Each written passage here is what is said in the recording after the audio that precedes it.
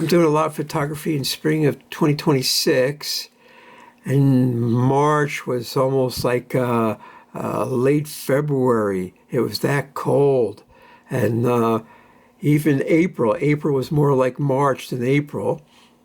But we did get a week where it was like 80 degrees, and then my cherry tree my front lawn bloomed out. Of course, I gave it some special fertilizer, this miracle fertilizer, right before we get some rain. I always put the fertilizer out right before it rains so it soaks into the ground. So this thing blossomed out. And all the pollinators from many miles about came, and they were, feeding off the pollen and nectar from this cherry tree. It's an ornamental cherry tree. It doesn't get cherries, but every year it puts out one or two cherries. That's it. And I stepped out to take pictures. I came home from work. I'm working part-time, so I came home early. It's like 3 o'clock in the afternoon. It's daylight savings time. And I can't believe the amount of bees. There are solitary bumblebee type bees, and there's a cloud of them around this cherry tree. And you can hear them going whir, whir, whir, whir, bzz, bzz, bzz, bzz. Like they have the bees in science fiction movies where swarms of bees. It was like that. And they didn't bother me. They zoomed up to me, so I wasn't a flower or anything to eat, and they would just zoom away. So I sat in the stoop. The stoop was about 6 feet away, and I was just shooting at 135 mostly, and they came out fantastic. The autofocus was nailing it like almost every time. Now, bees are pretty quick when it's warm out, and they flit around. So sometimes by the time I can pick the camera and lock onto a bee, he moves on to some other place. So I did get some blurry pictures because of that. But I was tried to use a balance between getting some depth of field and keeping the fast shutter speed to reduce motion blur. And I was just so very pleased with this camera. The EOS R7, the Canon EFS 18-135, 3.5 to 5.6. This is a fantastic lens. This is a fantastic combo. So let's jump right into the slideshow, and you can see for yourself. Busy, busy, buzz, buzz, buzz, buzz, buzz. Busy, busy, buzz, buzz, buzz, buzz, buzz. I got this ornamental cherry tree in my front lawn. It's white. And here's a bee. I hope you're not afraid of bees, because this is a lot of bees in this video. So maybe if you're afraid of bees, you should bail right now. And there's a cloud of bees around this tree. Hundreds of bees. For many miles about, they came around, and they were eating the nectar and pollinating the flowers. And they were real busy about it. The buzzing of the bees, bees, bees, bees, bees. That's onomatopoeia, like Edgar Allan Poe used to do.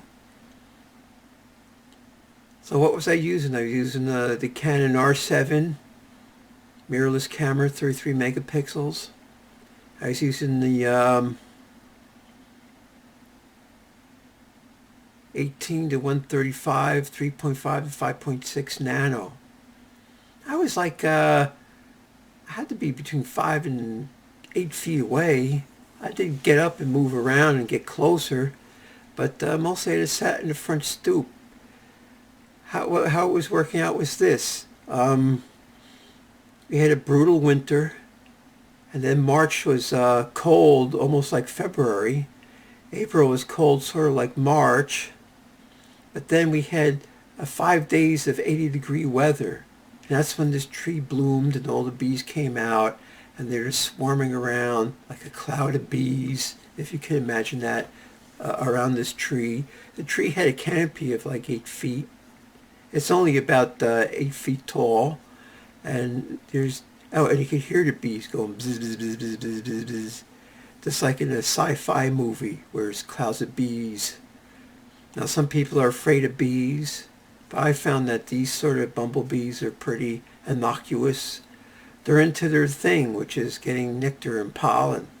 And If they zoom at you, it's strictly because they're going from here to there and you happen to be in the way.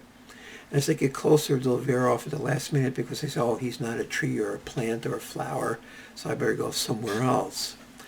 Now, if you look at the detail, you can see all the bee fur, the yellow bee fur, and their claws, and their antennae.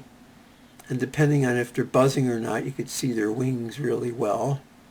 I mean, this is not the same bee taking a picture over and over again. I might have got the same bee over and over again, but it's a whole bunch of different bees. That's how many bees there were. It's like nothing but bees. Bees, bees, bees, bees, bees. The buzzing of the bees, bees, bees, bees, bees. I mean, it's a fantastic lens and a fantastic camera. It's a combo. Here's a wide-angle shot of the cherry tree. The lady who used to live in this house, she planted this tree many, many years ago. And I give it some sort of plant food. It's this miracle stuff. You mix it with water.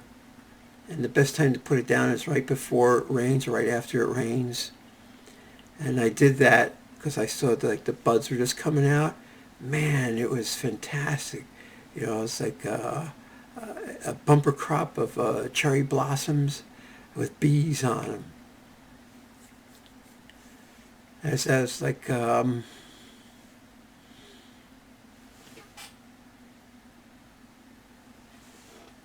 11th of April. It was fantastic. And the sun was warm, and I would sit on my front stoop. It's a concrete stoop, and it would just be comfortably warm, keep my butt warm. And it was a time and a place. It was this transient thing. It was ephemeral, you know. And I didn't have to climb a mountain or go in the middle of a desert or forest somewhere. It's right in my front yard.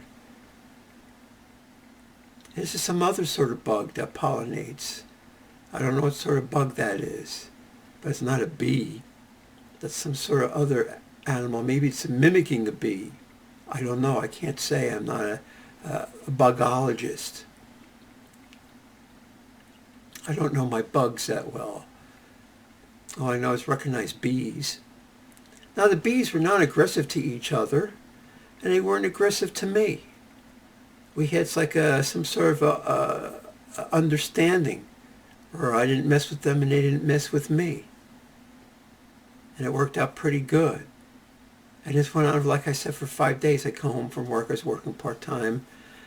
Get home like around 3 o'clock, and I grab my camera and I go outside and hang out and watch this cloud of bees. And it was chilly before this happened. I mean chilly, like in 50s and high 30s or low 40s at night. And then it got 80 degrees for 5 days, and it went back to being chilly again. And then, sure, now it's May, the middle of May, sort of, and the irises are blooming, and bees love irises, so I'll get some photos of that. Bees don't like phlox or mountain pinks, but they certainly seem to like periwinkle. You can learn a lot. Here's a wide-angle shot of this tree. It was like a massive tree, you know. It's like if you stand close to it. It was cool. It was way cool.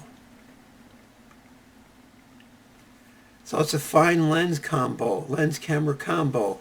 The Canon R7 and the 18-135 Nano. Man, it's a great lens. I cannot say anything bad about this lens except you should go get one. Without a doubt. I mean, these are all 1-to-1 crops, so I wasn't like 2 inches away from these bees. I was like at a comfortable distance away, so I didn't have to disturb them, and they didn't have to disturb me. And it worked out really good. And it's a really great combo. You should really think about getting one. But, you know, who am I? Don't listen to me. Do whatever you want to do.